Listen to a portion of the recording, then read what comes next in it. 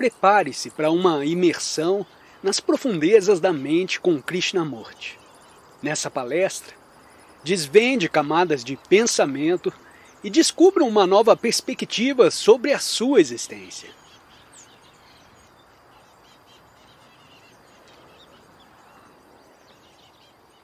Estivemos considerando quanto é importante ter amor, e vimos que o amor não pode ser adquirido nem comprado.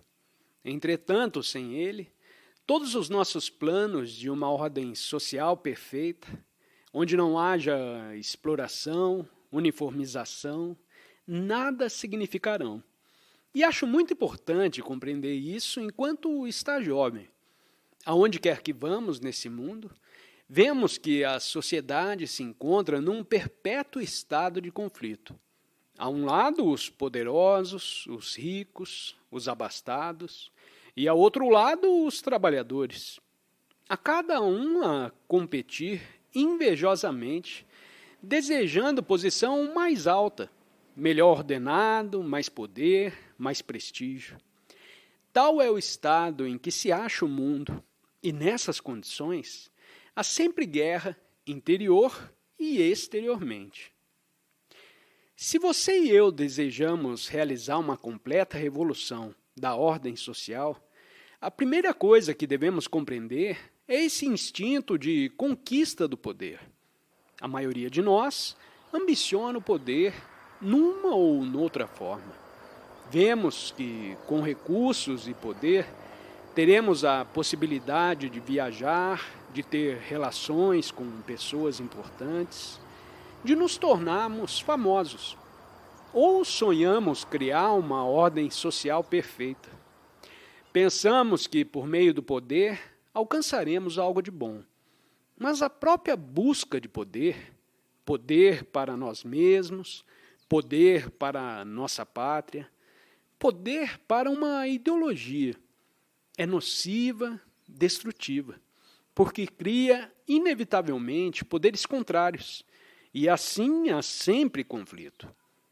Não é certo, pois, que a educação devia nos ajudar, enquanto cresce, a perceber a importância de criar um mundo em que não haja conflito, nem interno, nem externo, um mundo em que não esteja em choque com seu próximo ou com qualquer grupo de pessoas, por ter se extinguido completamente o impulso da ambição, que é desejo de poder e de posição? E é possível criar uma sociedade em que não haja conflito, interna ou externamente? A sociedade são as relações entre vocês e mim. E se nossas relações estão baseadas na ambição de cada um de nós, que quer ser mais poderoso que o outro, então é bem evidente que estaremos sempre em conflito. Pode ser eliminada essa causa de conflito? Podemos todos nós nos educar para não sermos competidores, para não nos compararmos com outros, não desejarmos esta ou aquela posição. Numa palavra, para não sermos absolutamente invejosos? Quando anda com seus pais fora da escola, quando lê os jornais ou conversa com pessoas, deve ter notado que quase todos desejam produzir uma transformação no mundo. E não tem notado que essas próprias pessoas estão sempre em conflito entre si, por causa disso ou daquilo, em defesa de suas ideias, suas posses, sua raça, casta ou religião? Seus pais, seus vizinhos, os ministros e os burocratas, não são todos eles ambiciosos? Não estão todos lutando por melhores posições e, portanto, sempre em conflito com alguém? Por certo, só depois de instinto o espírito de competição poderá haver uma sociedade pacífica, em que todos possamos viver felizes criadoramente. Mas como pode ser feito isso? Pode a regulamentação, a legislação, ou exercitar da mente para não ser ambiciosa, acabar com a ambição? Exteriormente, você pode ser exercitado para ser desambiciosos e socialmente pode deixar de competir com os outros. Mas, interiormente, continuará ambicioso, não é verdade? E é possível varrer completamente a ambição que tanto sofrimento causa aos entes humanos? Provavelmente nunca refletiu a esse respeito, porque ninguém ainda te falou dessa maneira. Mas agora que alguém está te falando sobre isso, não deseja descobrir se é possível viver nesse mundo fecundamente, com plenitude e felicidade, criadoramente, livre do destrutivo impulso da ambição e livre da competição?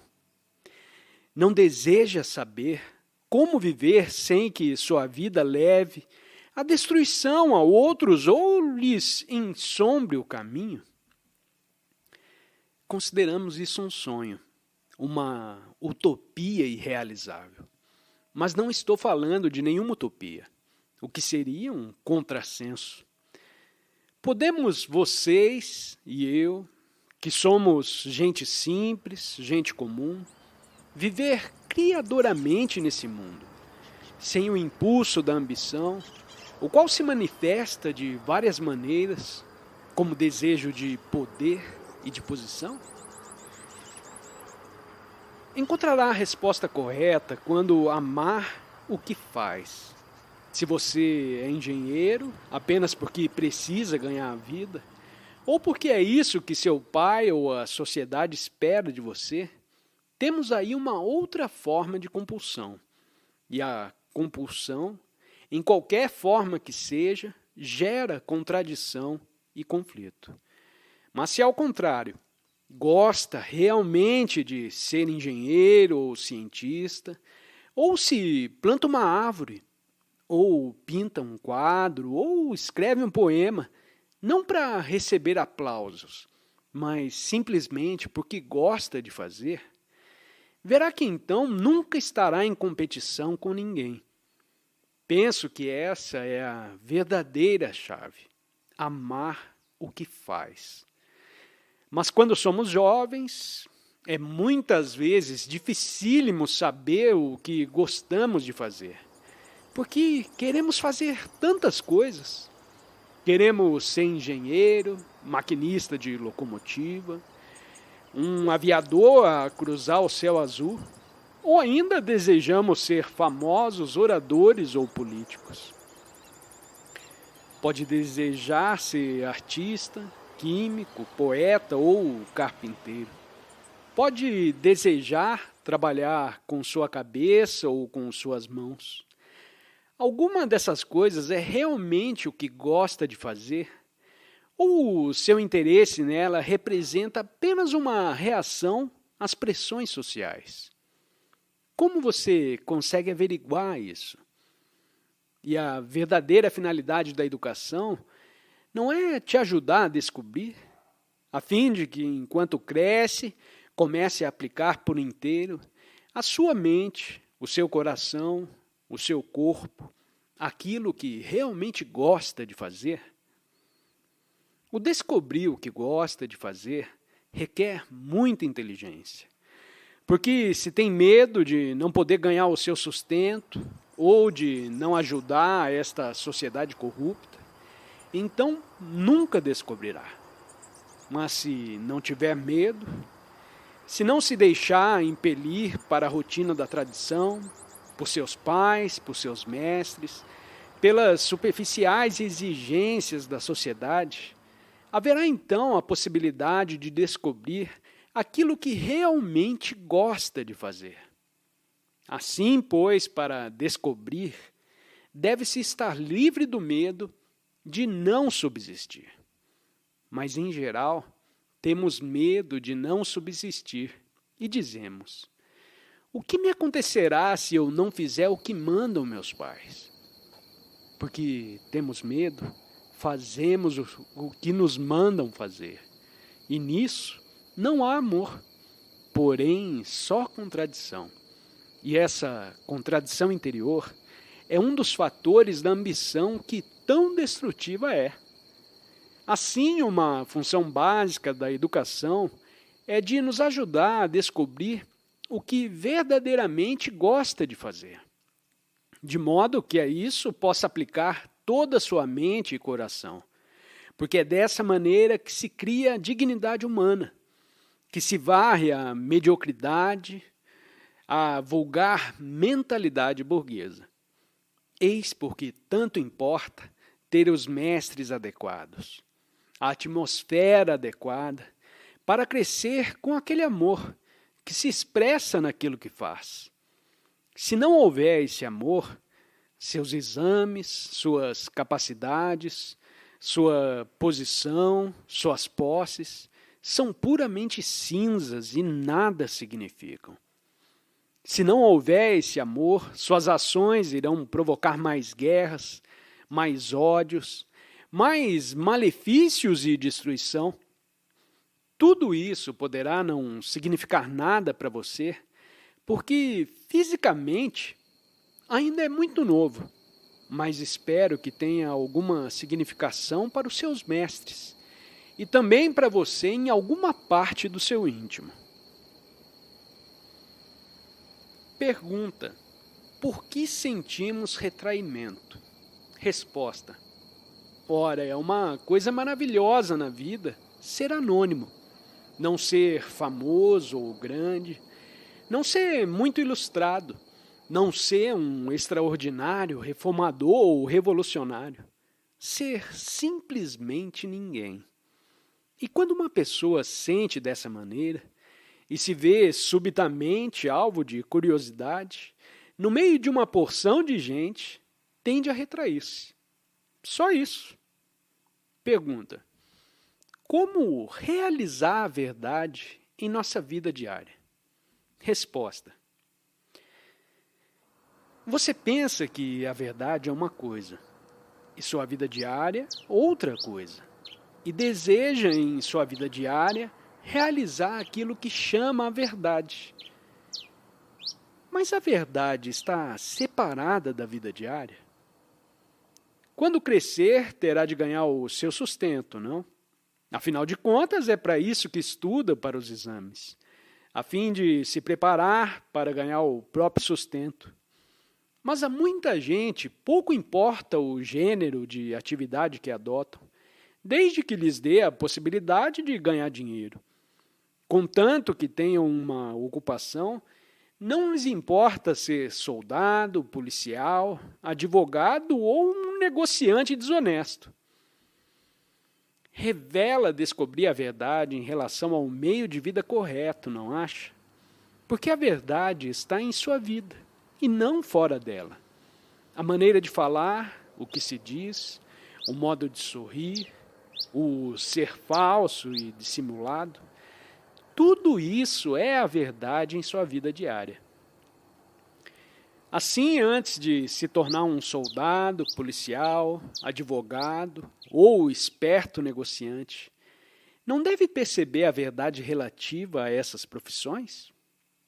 Positivamente, a menos que perceba a verdade relativa ao que faz e seja guiado por essa verdade, nossa vida será horrível confusão. Consideremos a questão de se você convém ser militar, já que as outras profissões são um pouco mais complexas. Independente da propaganda e do que dizem os outros, qual a verdade relativa à carreira militar?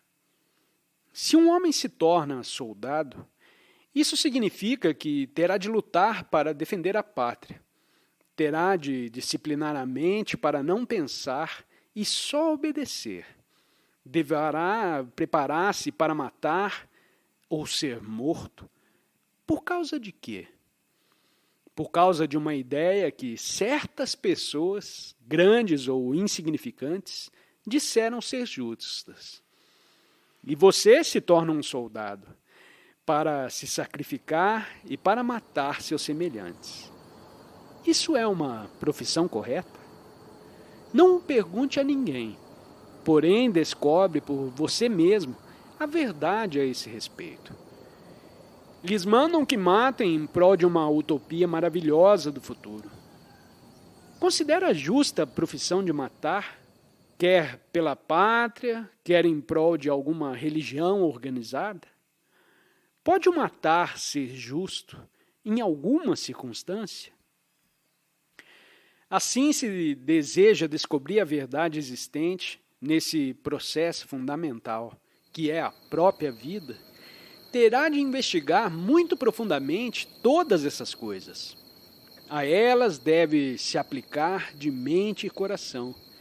Deve pensar independentemente, com clareza, sem preconceitos, porque a verdade não está separada da vida. Ela se acha no próprio movimento do seu viver diário. Pergunta: as imagens, os mestres e os santos não nos ajudam a meditar corretamente? Resposta: você sabe o que é uma meditação correta? Não deseja descobrir por você mesmo a verdade a esse respeito? E haverá possibilidade de descobrir essa verdade se aceitar com base em alguma autoridade o que se chama meditação correta? Essa é uma questão imensa. Para descobrir a arte da meditação, deve conhecer em toda a sua profundeza e extensão esse extraordinário processo que se chama pensar. Se aceita uma autoridade que diz, medite dessa maneira, você é um mero seguidor, um cego servo de um sistema de ideias. Sua aceitação da autoridade se baseia na esperança de conseguir um certo resultado, e isso não é meditação. Pergunta: quais são os deveres de um estudante? Resposta: o que significa a palavra dever? Dever para com o quê?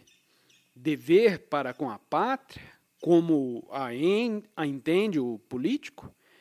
Dever para com o pai, a mãe, de atuar conforme os seus desejos? Eles te dirão que é seu dever fazer o que te mandam fazer.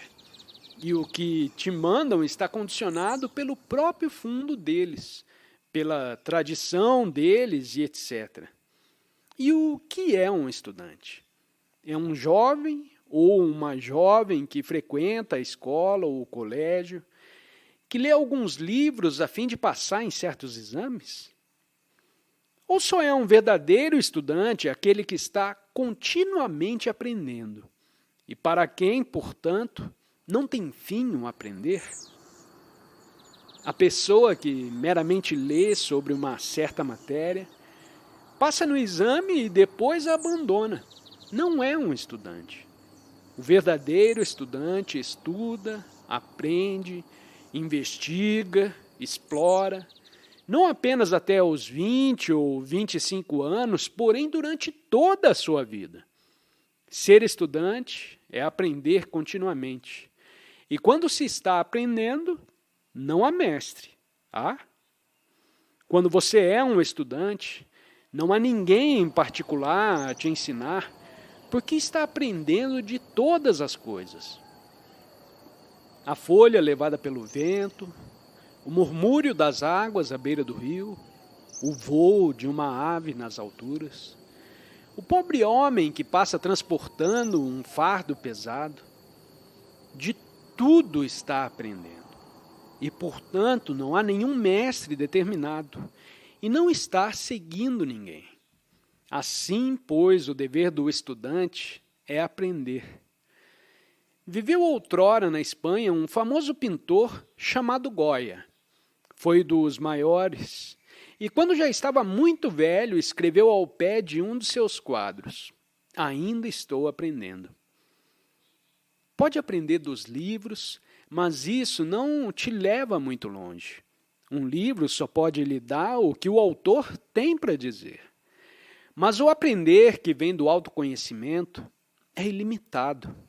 Porque aprender do autoconhecimento é saber escutar, saber observar e, portanto, aprender de todas as coisas, da música, do que as pessoas dizem e da maneira como o dizem, da cólera, da avidez, da ambição. Esta é nossa terra. Não pertence aos comunistas, aos socialistas ou capitalistas. É sua e minha. Para nela vivemos felizes com plenitude e em harmonia. Mas essa plenitude de vida, essa felicidade, esse sentimento de a terra é nossa, não pode ser imposto à força por lei. Ele deve vir de dentro de nós, quando amamos a terra e suas coisas. E esse é o estado de aprender. Pergunta: qual a diferença entre respeito e amor? Resposta: você pode procurar no dicionário as palavras respeito e amor e ter a resposta. É isso que deseja saber? Deseja saber a significação superficial desses termos? Ou quer o significado existente atrás deles? Quando aparece um homem preeminente, um ministro, um governador, já notou como todos se curvam? A isso chama respeito, não é verdade? Mas esse respeito é falsificado, porque atrás dele está o medo e a avidez. Deseja algo desse pobre diabo e por isso lhe cinge o colo com uma grinalda. Isso não é respeito, é apenas a moeda com que se compra e vende no mercado. Não sente respeito por seu serviçal ou pelo pobre aldeão, porém unicamente por aqueles de quem espera algum ganho. Essa espécie de respeito é na realidade medo. Mas se realmente tem amor no coração, então para você, o governador, o mestre, o servente e o aldeão são todos iguais. Tem então respeito, sentimento para com todos, porque o amor nunca pede retribuição.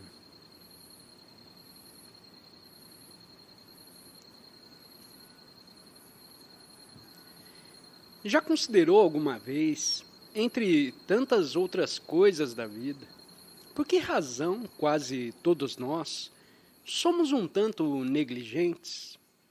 Negligentes no vestir, nas maneiras, no pensar, no modo de fazermos as coisas? Porque somos impontuais e, portanto, desatenciosos com os outros. E que põe ordem em todas as coisas, ordem no vestir, no pensar, no falar, na maneira de andar, na maneira de tratarmos os que são menos afortunados do que nós? O que é que produz essa ordem singular que não resulta de compulsão, de plano nenhum, de qualquer atividade mental deliberada? Já considerou isso? Sabe o que entendo por essa ordem? É estar sentado e quieto, sem constrangimento, comer com elegância, sem sofreguidão, ser calmo, descansado, mas ao mesmo tempo exato, claro no pensar e ainda sem limitações. O que é que produz essa ordem na vida? Esse é um ponto muito importante e penso que se uma pessoa pudesse ser educada para descobrir o fator que produz a ordem, isso seria muito significativo. A ordem, por certo, só desponta com a virtude. Porque se você não é virtuoso, não apenas nas pequenas, mas em todas as coisas, sua vida se torna caótica, não é verdade? Ser virtuoso, por si só, tem muito pouca significação.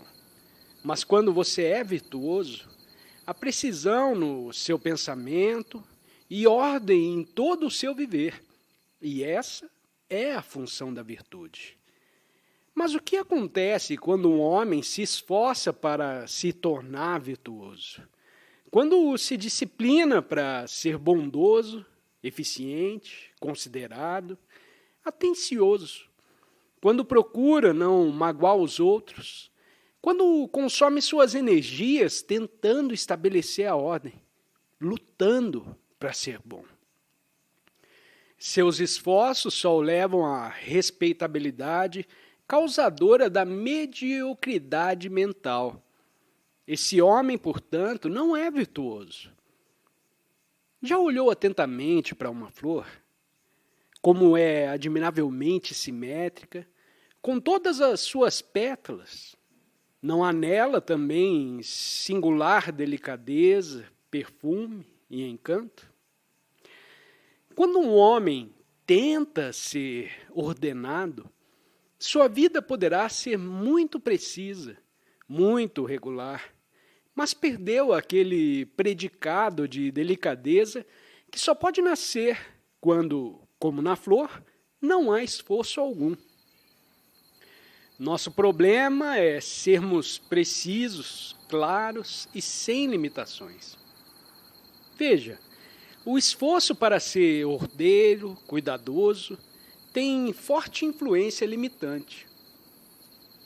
Se deliberadamente procuro pôr em ordem o meu quarto, se tenho a preocupação de colocar cada coisa em seu lugar, se estou sempre prestando atenção a mim mesmo, onde ponho o pé e etc., o que acontece? Me torno insuportável para mim próprio e para os outros.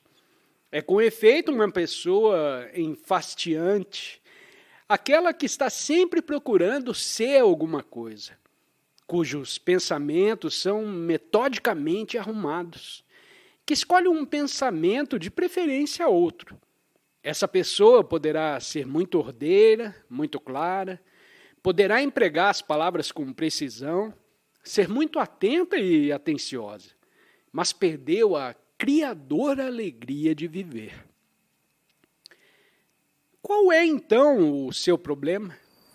Como ter essa criadora alegria de viver, ser sem limitações no sentir, amplo no pensar, e ao mesmo tempo preciso, claro e ordenado no viver? Creio que a maioria de nós não é assim, porque nunca sentimos nada intensamente. Nunca aplicamos completamente a coisa alguma a nosso coração e nossa mente. Me lembro de ter certa vez observado 2 esquilos vermelhos, de caudas longas e bastas e graciosas, perseguirem-se para cima e para baixo de uma alta árvore durante uns 10 minutos, sem pararem um instante, pela simples alegria de viver. Mas vocês e eu nunca conheceremos essa alegria, se não sentirmos as coisas profundamente, se não houver paixão em nossa vida. Paixão não para nos tornarmos benemerentes ou realizarmos uma certa reforma, mas paixão no sentido de sentirmos as coisas com toda a força. E só teremos essa paixão vital quando houver uma revolução total em nosso pensar, em todo o nosso ser. Já notou como somos poucos os que temos sentimento profundo a respeito de alguma coisa? Alguma vez você se rebelou contra seus mestres, contra seus pais, não apenas porque não gostou de alguma coisa, mas por ter um profundo e ardente sentimento de que não deseja fazer certas coisas? Se sente profunda e ardentemente em relação a uma coisa, verá que esse próprio sentimento, de maneira singular, traz uma nova ordem à sua vida. Ordem, apuro, clareza no pensar, não são em si muito importantes, mas tornam-se importantes para o homem que é sensível, que sente profundamente, que se acha num estado de perpétua revolução interior. Se sente intensamente a sorte do infeliz, do mendigo que recebe a poeira no rosto quando passa o carro do milionário. Se é altamente receptivo, sensível a todas as coisas, então essa própria sensibilidade traz ordem e virtude. E considero muito importante que tanto o educador como o estudante compreendam isso. Nesse país, infelizmente, como no resto do mundo, somos tão indiferentes que não temos sentimento profundo por coisa alguma. Muitos de nós somos intelectuais. Intelectuais no sentido superficial de sermos muito hábeis, cheios de palavras e teorias sobre o que é correto e o que é incorreto, sobre como se deve pensar, o que se deve fazer. Mentalmente, somos altamente desenvolvidos, mas interiormente há muito pouca substância ou valia.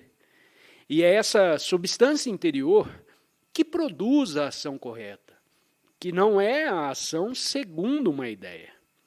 Eis porque devem ter sentimentos muito fortes, sentimentos de paixão, de cólera, para os observar, para brincar com eles e descobrir a verdade que encerram. Porque se você se limitar e reprimi-los, se disser, eu não devo me encolorizar, não devo me apaixonar porque é errado, verá que sua mente irá se fechando gradualmente numa ideia e, consequentemente, se tornará muito superficial. Pode ser imensamente talentoso, possuir um saber enciclopédico, mas se não houver a vitalidade do sentimento intenso e profundo, sua inteligência será como uma flor sem perfume. É muito importante que compreenda todas essas coisas enquanto esteja jovem, porque assim, quando crescer, será um verdadeiro revolucionário.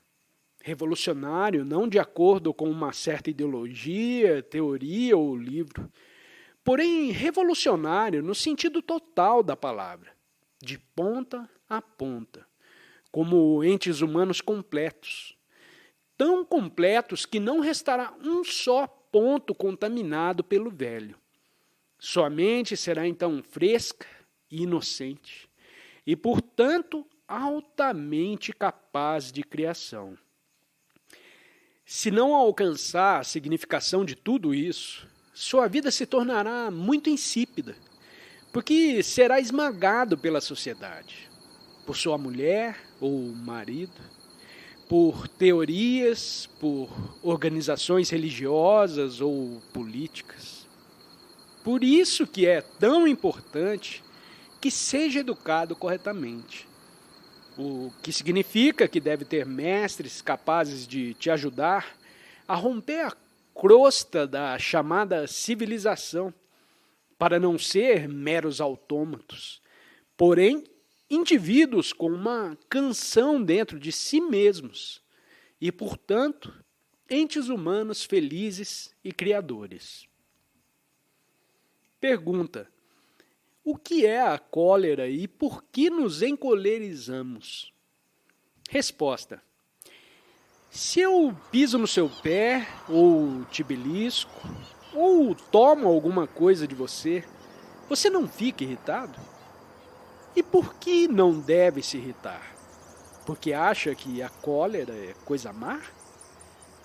Porque alguém disse isso para você? Muito importa, pois, verificar por que uma pessoa sente cólera, e não apenas dizer que é mal encolerizar-se. Por que você se encoleriza? Porque não gosta de ser magoado.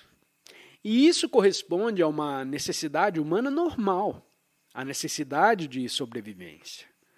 Acha que não deve ser utilizado, esmagado, destruído ou explorado por nenhum indivíduo, governo ou sociedade.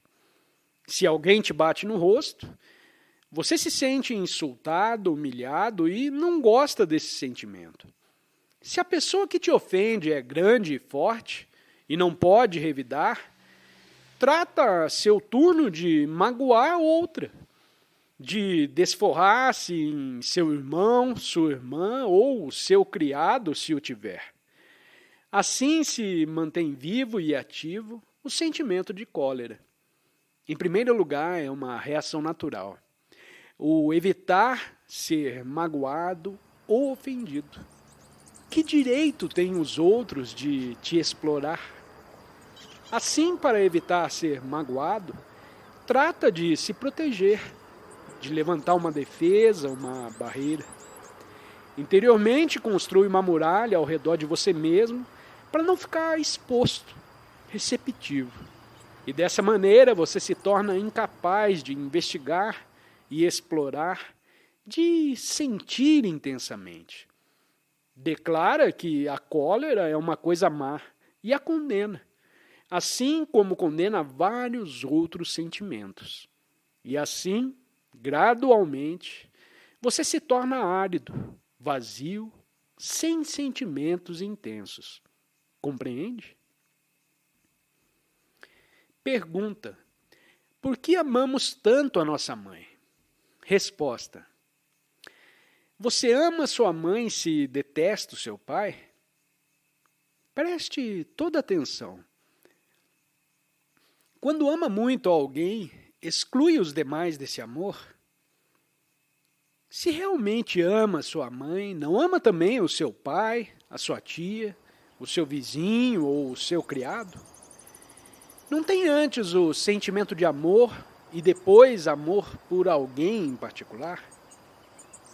Quando você diz, amo imensamente a minha mãe, não tem então toda a consideração por ela? É então capaz de causar-lhe desnecessárias inquietações e desgostos? Se tem consideração a sua mãe, não a tem também a seu irmão, a sua irmã, a seu vizinho? Se assim não é, não ama realmente a sua mãe.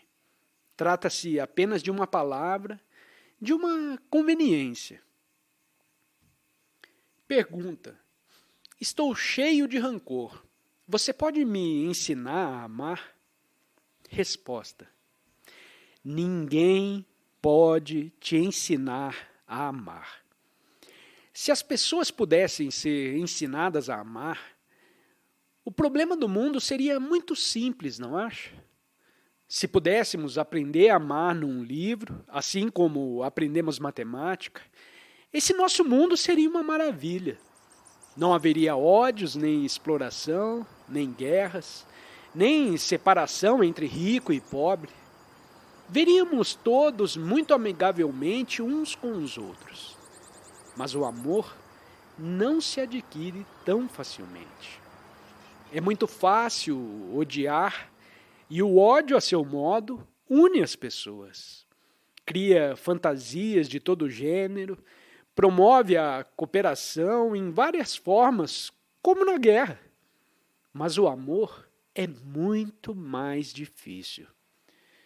Não pode aprender a amar, mas o que pode fazer é observar o ódio e mansamente o afastar de você. Não batalhe contra o ódio. Não diga o quanto é terrível odiar, mas veja o ódio em sua essência própria e o deixe extinguir-se por si mesmo. Ponha-o à margem. Ele não é importante. O importante é não deixar o ódio criar raízes em sua mente. Compreende? Sua mente é um solo fértil e qualquer problema que se apresenta, se lhe dá tempo suficiente, nela se enraiza como erva daninha e depois será muito difícil arrancá-lo. Mas se não dá tempo ao problema para enraizar-se, ele não terá onde crescer e murchará até morrer. Se dá aso ao ódio, se lhe dá tempo para enraizar-se, crescer, amadurecer, ele se torna um problema formidável. Mas se cada vez que o ódio surgir, o deixar passar sem te atingir, verá que sua mente se tornará muito sensível, sem ser sentimental. Assim, ela conhecerá o amor. A mente pode buscar sensações, desejos, mas não pode buscar o amor. O amor deve vir à mente. E uma vez presente, ele não se divide em amor sensual e amor divino. É só amor. Eis o que o amor tem de extraordinário. É a única qualidade que pode abarcar a totalidade da existência. Pergunta: o que é a felicidade na vida? Resposta: se deseja fazer algo agradável, pensa que será feliz se o fizer. Pode desejar se casar com o mais rico dos homens ou a mais bela das moças, ou passar num certo exame, ou ser elogiado por alguém, e pensa que, alcançando o que deseja, será feliz. Mas isso é felicidade? Não é coisa que depressa se esvai, como a flor que desabrocha de manhã e murcha à noite? Entretanto, assim é a nossa vida, e só isso o que desejamos. Nos satisfazemos com tantas coisas superficiais, possuir um carro ou ter um emprego seguro, sentir emoções passageiras a respeito de alguma futilidade, como um menino que é feliz soltando seu papagaio na ventania e momentos depois está em lágrimas. Assim é a nossa vida, e com ela estamos satisfeitos. Nunca dizemos: aplicarei meu coração, minha energia, todo o meu ser a descobrir o que é a felicidade. Nós não levamos isso a sério. Não sentimos intensamente a esse respeito e, por isso, nos satisfazemos com insignificâncias. Mas a felicidade não pode ser buscada. Ela é um resultado, um produto secundário. Nenhuma significação tem ir ao encalço da felicidade. A felicidade vem sem ser chamada. E no momento em que você se torna cônscio de ser feliz, já não é feliz. Não sei se já percebeu isso. Quando sente, subitamente, muita alegria, por causa de nada em particular, está fluindo a liberdade de sorrir e ser feliz. Mas se você se torna cônscio disso, nesse mesmo momento o perde, não é verdade? Torna-se consciente de ser feliz ou buscar a felicidade é acabar com a felicidade. Só há felicidade quando o eu e suas exigências foram postos à margem. Nos ensinam muitas coisas de matemática. Passo os dias estudando história, geografia, física, biologia e etc. Mas reserva algum tempo, você e seus mestres, para refletir sobre essas importantíssimas questões. Alguma vez ficou sentado, quieto, com o dorso ereto, imóveis, para conhecer a beleza do silêncio? Deixou alguma vez a sua mente à solta, não para se entreter com coisas insignificantes, mas para viajar livre e amplamente e profundamente, explorar e descobrir? Sabe o que está acontecendo no mundo? O que está acontecendo no mundo é uma projeção do que está acontecendo no interior de cada um de nós, pois o que somos, o mundo é. Vivemos quase todos agitados, dominados pelo espírito de aquisição e posse, pelo ciúme e condenando outras pessoas. A mesma coisa, exatamente, está acontecendo no mundo, apenas de maneira mais dramática e mais cruel. Mas nem você, nem seus mestres passam algum tempo refletindo sobre tudo isso. E só quando passa algum tempo, cada dia, refletindo sobre essas questões, existe a possibilidade de realizar uma revolução total e de criar um novo mundo.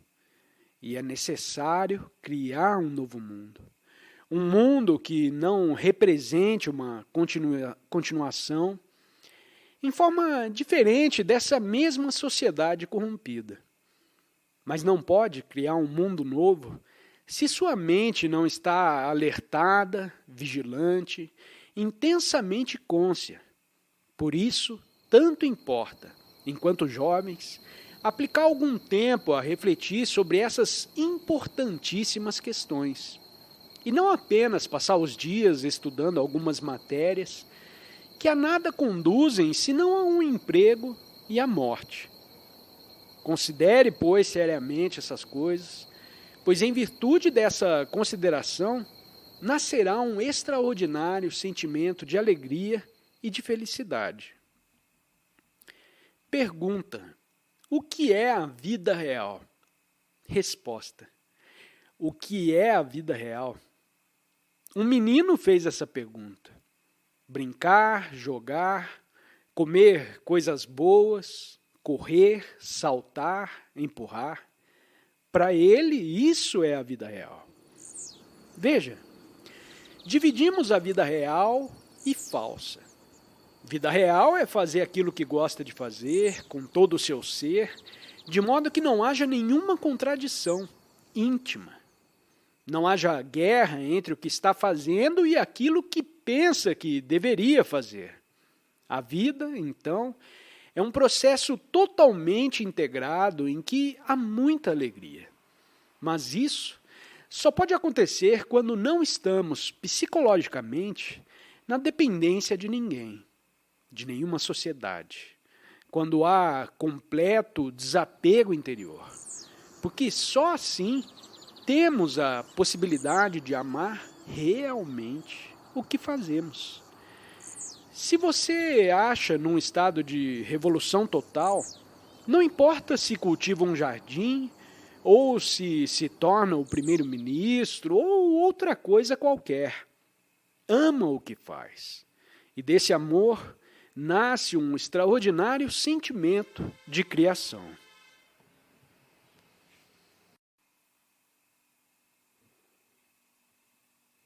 Nos importa, de qualquer forma, descobrir o que é aprender. Aprendemos de um livro ou de um mestre a respeito de matemática, geografia e história. Aprendemos onde fica Londres, Moscou ou Nova York. Aprendemos como funciona uma máquina ou como as aves constroem os seus ninhos e cuidam dos filhotes e etc. Pela observação e pelo estudo, aprendemos. Esta é uma maneira de aprender. Mas não há outra maneira de aprender, ou aprender pela experiência. Quando vemos um barco no rio, as velas refletidas nas águas tranquilas, não é isso uma experiência extraordinária? E o que acontece então? A mente guarda uma experiência dessa natureza, assim como armazena os seus conhecimentos. E quando na tarde seguinte saímos para olhar o rio, esperamos ter a mesma espécie de sentimento. Aquela experiência de alegria, aquele sentimento de paz, tão raros em nossa vida. A mente, pois, está diligentemente armazenando experiência na memória. E essa memória é o que nos faz pensar, não é verdade? O que chamamos pensar é reação da memória. Tendo observado aquele barco no rio e experimentado um sentimento de alegria, guardamos a experiência e depois desejamos repeti-la. É assim que se põe em marcha o processo do pensar, não é? Mas muitos poucos de nós sabemos realmente pensar. A maioria apenas repete o que leu num livro ou o que alguém disse. Seu pensar é produto de sua limitada experiência. Mesmo se viajamos pelo mundo inteiro e temos experiências inumeráveis, se entramos em contato com muitas e diferentes pessoas e ouvimos o que têm para dizer, observamos seus costumes, suas religiões, suas maneiras, tudo isso guardamos na memória. E daí resulta aquilo que chamamos pensar. Comparamos, julgamos, escolhemos, e mediante esse processo, esperamos encontrar uma atitude racional perante a vida. Mas essa espécie de pensar é muito limitada.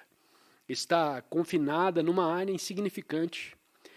Temos uma experiência, como a de ver um barco no rio, ou o transporte de um morto para os Burning Gates, ou uma aldeã transportando um pesado fardo. Tudo isso se nos imprime na mente. Mas somos tão insensíveis que essas impressões não se aprofundam e amadurecem. E é só quando temos essa sensibilidade para todas as coisas que nos cercam que há o começo de uma diferente espécie de pensar, não limitada por nosso condicionamento.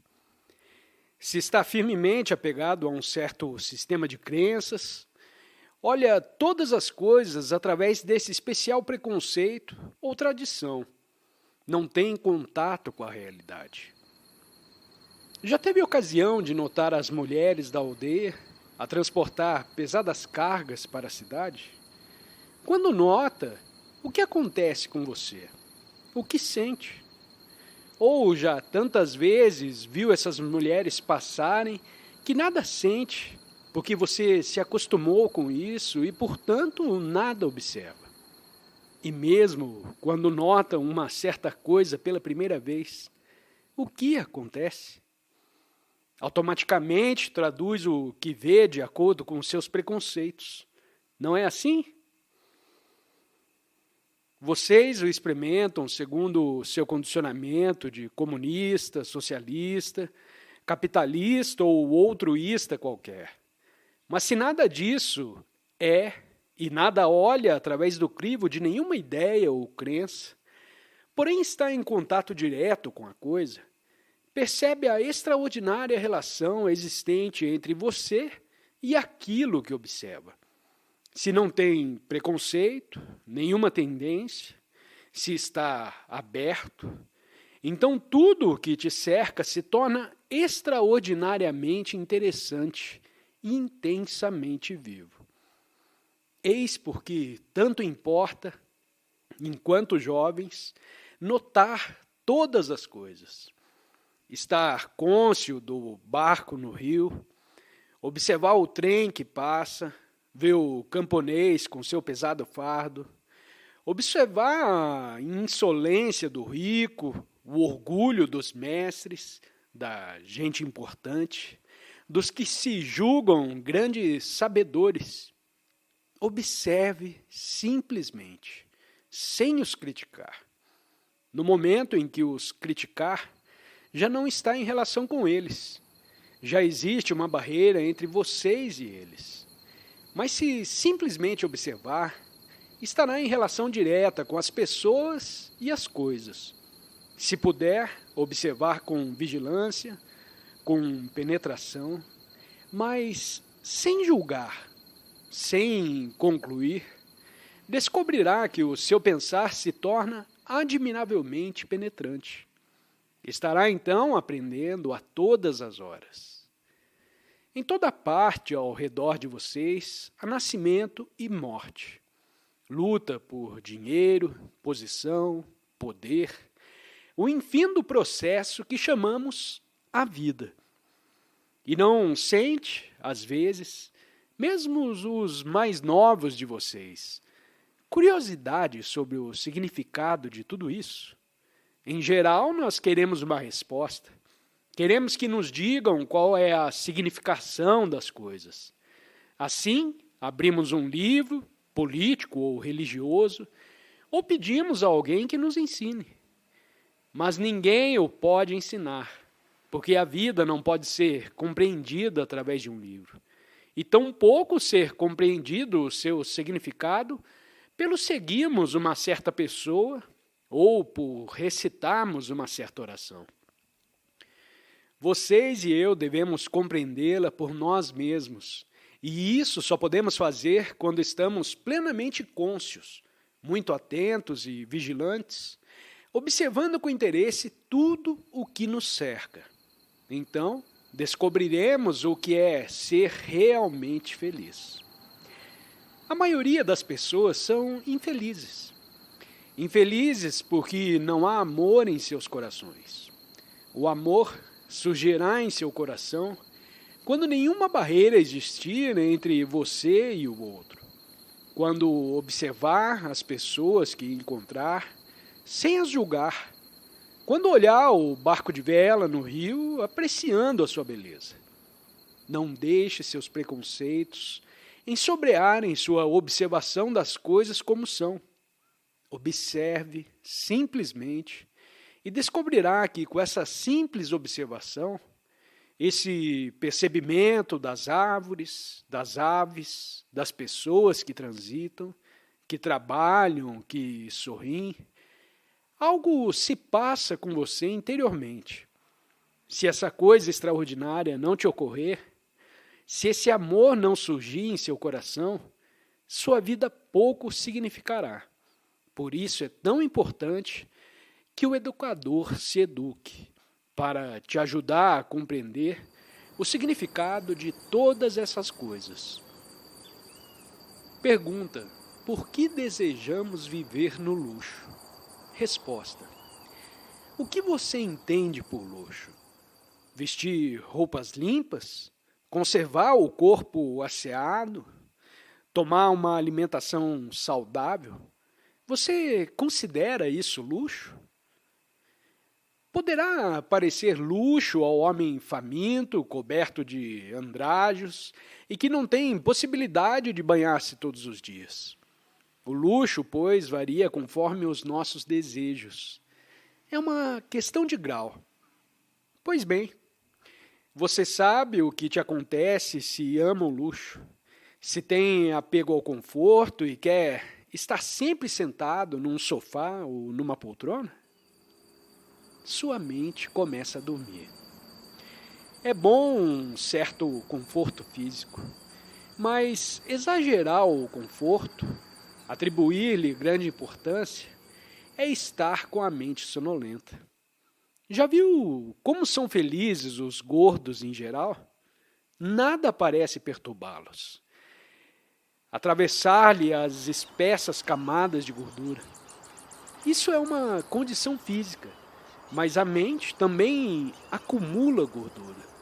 Não quer ser interrogada ou, de outra maneira, perturbada.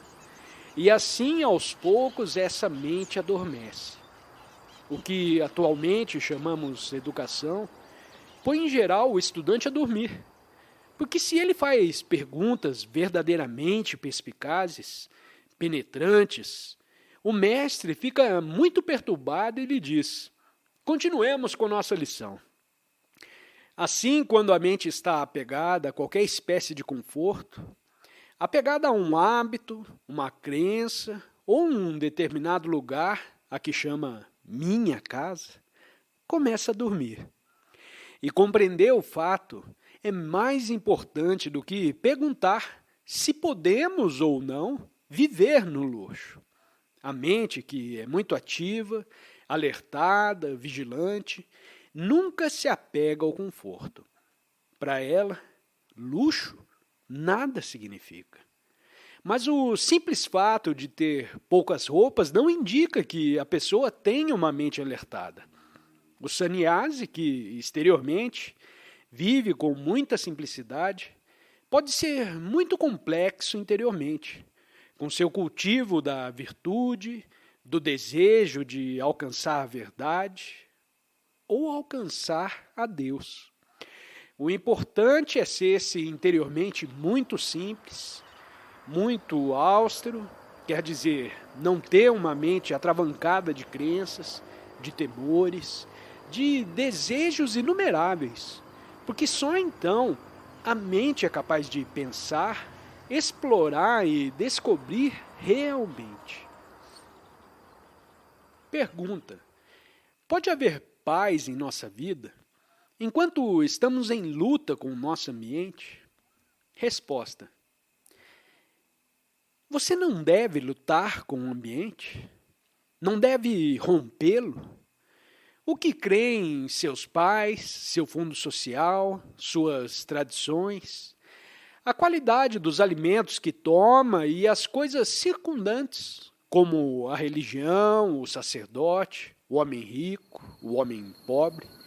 Tudo isso constitui o seu ambiente. Não deve romper com esse ambiente, o contestando e revoltando-se contra ele. Se não está em revolta, se meramente aceita o ambiente, há uma espécie de paz, mas é a paz da morte. Mas se luta para romper o ambiente e descobrir por você mesmo o que é verdadeiro, encontrará então uma paz de ordem diferente, a qual não é mera estagnação. É essencial lutar contra o ambiente. Você deve fazê-lo. Portanto, a paz não é importante. O importante é compreender e romper o ambiente. Daí vem a paz. Mas se buscar a paz pela mera aceitação do ambiente, ficará dormindo e tanto valeria morrer. Por isso é que, desde a mais tenra idade, deve existir em você o espírito de revolta. Do contrário, declinará. Pergunta: você é feliz? Resposta: sinceramente, eu não sei. Nunca pensei nisso. No momento em que uma pessoa pensa em ser feliz, deixa de ser feliz. Não é verdade? Quando está brincando e gritando de alegria, que acontece no momento em que você está cônscio de que está alegre. Você deixa de estar alegre. Você já notou isso? A felicidade, pois, é uma coisa que não se encontra na esfera da consciência. Quando procura ser bom, você é bom? Pode-se exercitar a bondade? Ou a bondade é algo que vem naturalmente, quando está vendo, observando e compreendendo? Analogamente, quando você está cônscio de que é feliz, a felicidade foge pela janela. Buscar a felicidade é absurdo, porque só pode haver felicidade quando não a buscamos. Você sabe o que significa a palavra humildade? Pode-se cultivar a humildade? Se você repetir todas as manhãs, vou ser humilde hoje, isso seria humildade? Ou a humildade surge, espontânea, quando já não tem orgulho e vaidade? Da mesma maneira, quando desaparecem as coisas que impedem a felicidade, quando a ansiedade, a frustração, a busca de segurança própria deixaram de existir, há então felicidade e não é necessário procurá-la. Por que estão quase todos tão silenciosos? Por que vocês não discutem comigo?